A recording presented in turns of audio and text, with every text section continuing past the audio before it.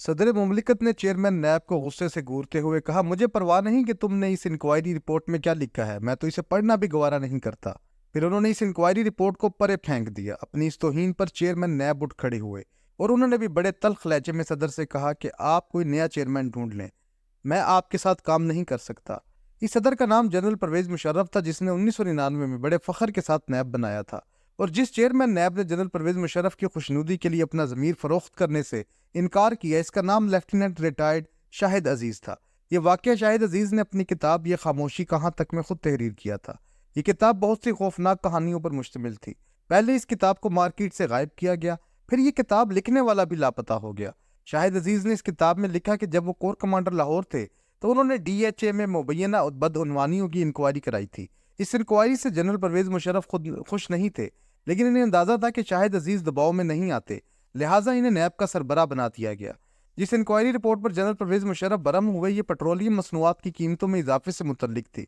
नैब ने शाहिद अजीज़ की निगरानी में कई माह तक तहकीकात के बाद ठोस शवाहद की मदद से ये पता लगाया था कि पेट्रोल की कीमतों का तयन बज़ाहिर ओगरा करता है, लेकिन हकीकत में ये फैसला प्राइवेट ऑयल कंपनियां करती हैं, जो नाजायज़ मुनाफा कमाने के लिए अवाम पर ज़रूरत से ज़्यादा बोझ डालती हैं।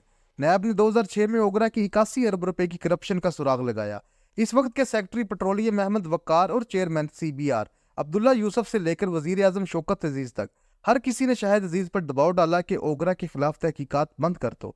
आखिर में मुल्क का फौजी सदर भी आयल माफिया का मुहाफिज बन गया, तो शाहिद अजीज ने 13 जून 2006 को इंक्वायरी रिपोर्ट सरकारी तौर पर वजीर आजम को भिजवा दी और इसकी एक नकल सदर पाकिस्तान को भेजी, जिस पर सदर साहब सीख पा हो गए। फिर इस इंक्वायरी का असर जाहिर करने के लिए स्टेट बैंक ऑफ पाकिस्तान के गवर्नर डॉक्टर इशरत हुसैन को लाया गया। उन्होंने नैब की इंक्वायरी कर डाली। डॉक्टर इशरत ने दिसंबर 2006 में नैब के दावों को मुस्तरद करते हुए बड़ी बड़ी प्राइवेट ऑयल कंपनियों और ओगरा की गठजोड़ पर पर्दा डालने के लिए कहा कि कुछ सरकारी इदारों ने गलतियां जरूर की हैं, लेकिन इन गलतियों के पीछे बदनीयती नहीं थी। नैब के सरबराह शाहिद अजीज ने डॉक्टर इशरत हुसैन की रिपोर्ट को मुस्तरद कर दिया और आखिरकार छुट्टी लेकर घर बैठ गए। 2007 में उन्होंने इस्तीफा दे दिया। शाहिद अजीज की किताब मुझे इसलिए याद आई कि सुप्रीम कोर्ट के रिटायर्ड होने वाले चीफ जस्टिस उमर अताब बंदयाल ने जाते जाते नैब के कानून की जाने वाली तरामीम को मुस्तरद कर दिया और एक साबिक सदर समेत 6 वज़राए आज़म के खिलाफ नैब की तहकीकात को दोबारा जिंदा कर दिया। जिस सुप्रीम कोर्ट ने नैब के पुराने कानून को बहाल किया, इसी सुप्रीम कोर्ट के कुछ जज साहबान नैब को पॉलिटिकल इंजीनियरिंग का इदारा करार दे चुके हैं और इस पॉलिटिकल इंजीनियरिंग की तस्दीक शाहिद अजीज की किताब भी करती है। जनरल मुशर्रफ ने यह इदारा करप्शन खत्म करने के लिए नहीं, बल्कि करप्ट अनासर के तहफ़्फ़ुज़ और सियासतदानों की वफादारियां तब्दील कराने के लिए कायम किया था। इस इदारे के पहले 4 सरबराह फौजी जर्नैल थे। बाद में जस्टिस दीदार हुसैन शाह और जस्टिस जावेद इकबाल को नैब का सरबराह बनाया गया। आजकल दोबारा एक रिटायर्ड जर्नैल इस सरदारे के सरबराह हैं और आम ख्याल ये है कि नैब का पुराना कानून बहाल होने से ज्यादा नुकसान तहरीक इंसाफ का होगा, क्योंकि आजकल तहरीक इंसाफ निशाने पर है। काश के नैब का निशाना मुख्तलिफ अदवार में मुख्तलिफ सियासी जमातें नहीं बल्कि सिर्फ और सिर्फ करप्शन होती। परवेज मुशर्रफ 2006 में ओगरा के खिलाफ नैब की इंक्वायरी को न दबाते तो पाकिस्तान में गैर मुल्की ऑयल कंपनियों की लूट मार बंद हो चुकी होती। नैब हमेशा सियासतदानों और सिविल ब्यूरोक्रेट्स के पीछे जाता है। ये इतना बेबस इदारा है कि रिटायरमेंट के बाद सिविल अदारों की सरबराही करने वाले रिटायर्ड फौजी जर्नैलों का भी कुछ नहीं बिगाड़ सकता। ताज़ा तरीन मिसाल वापडा के साबिक chairman lieutenant general retired Muzammil Hussain की है। इन साहब को नवाज शरीफ ने 2016 में वापडा का चेयरमैन बनाया और फिर 2021 में इमरान खान ने इन्हें एक्सटेंशन दी। 2022 में तहरीक अदम एतमाद के दौरान पता चला कि ये साहब तो वापडा हाउस में बैठकर सियासी जोड़ तोड़ करते हैं। इनके खिलाफ नैब ने इंक्वायरी शुरू की और इस्तीफा लेकर इंक्वायरी बंद कर दी।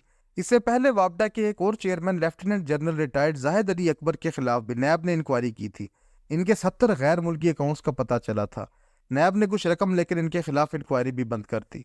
मार्च 2023 में नैब रावलपिंडी ISI के साबिक सरबराह lieutenant general retired Faiz Hameed के खिलाफ आमदनी से ज्यादा असासे रखने के इल्जाम में एक इंक्वायरी शुरू की और चंद दिनों के अंदर अंदर ये इंक्वायरी बंद कर दी गई।